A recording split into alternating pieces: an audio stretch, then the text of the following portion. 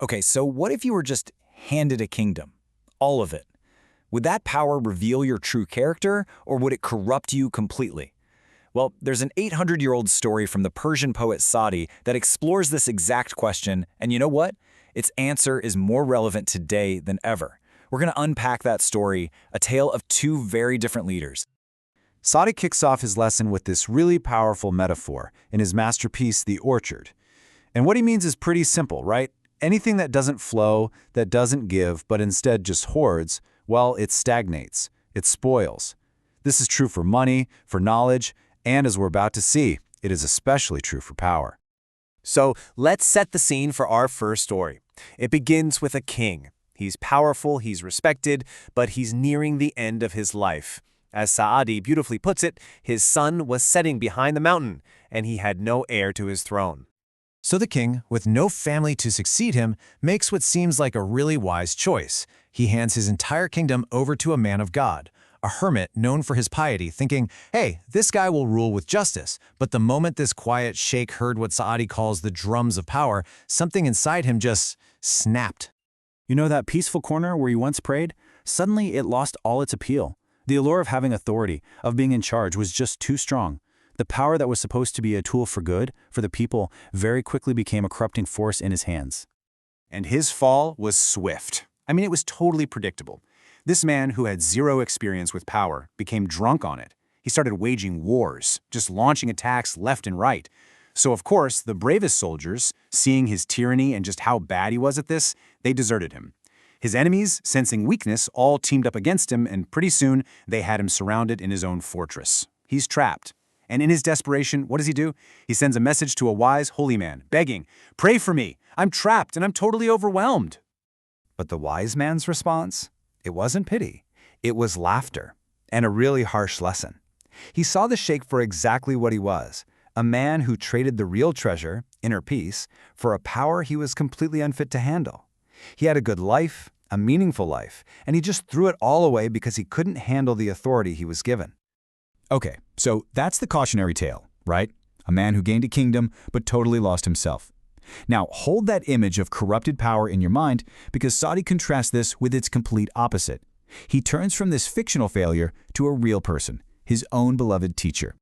While they were traveling together, his teacher gave him this beautifully simple, balanced piece of advice. He said, "When you are with other people, look for their best qualities. But when you are alone, that's when you turn that critical eye inward. That's when you examine your own faults." This shows such profound humility, a focus on improving yourself while giving grace to others. It's the exact opposite of our first sheikh, who only saw enemies to conquer. And this empathy he had, it went incredibly deep. His teacher wouldn't just read about sinners and the condemned. He would actually cry for them. He felt their pain. And this profound empathy led to a thought so selfless it's almost shocking. Just think about that for a second. This is pretty much the pinnacle of virtue, a willingness to endure the ultimate suffering you can imagine, just so that every other person could be saved. It's an unforgettable contrast to the first sheikh who inflicted suffering on others for his own selfish gain. So we have two sheikhs, two completely different paths. One leads to ruin, the other to a state of grace. Saadi presents these two opposing figures to make a really profound point about where true worth actually comes from. And when we put them side by side like this, the lesson just jumps right out at you. It wasn't power that changed the first sheikh, and it wasn't a lack of power that defined the second. See, power didn't corrupt the first man, it simply revealed the corruption that was already there. And humility wasn't just something the second man practiced, it was his core nature. Saadi drives this point home with another amazing metaphor, a clod of dry earth. It's worthless whether it's on the road or sitting on a throne. But a tiny speck of gold, it's precious no matter where it falls. If it gets lost, people will light a candle just to search for it.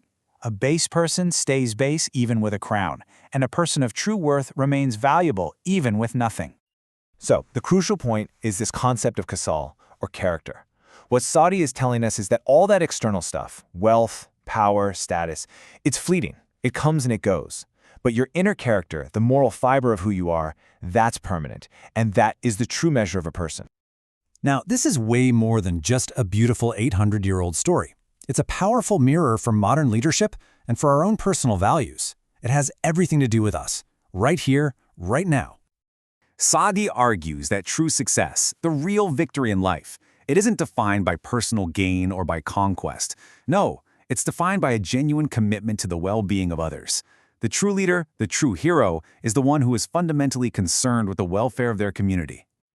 And that's really the challenge Saadi leaves for us. In a world that so often celebrates wealth, status, and power above everything else, his wisdom asks us to look deeper. It asks us to question what we value in our political leaders, our CEOs, our neighbors, and maybe most importantly, in ourselves. Ultimately, this whole tale leaves us with one piercing question. What truly defines a person's worth? Is it the position they hold, or is it the principles that hold them? Saadi's answer is crystal clear, and after 800 years, his question remains one of the most important we can possibly ask.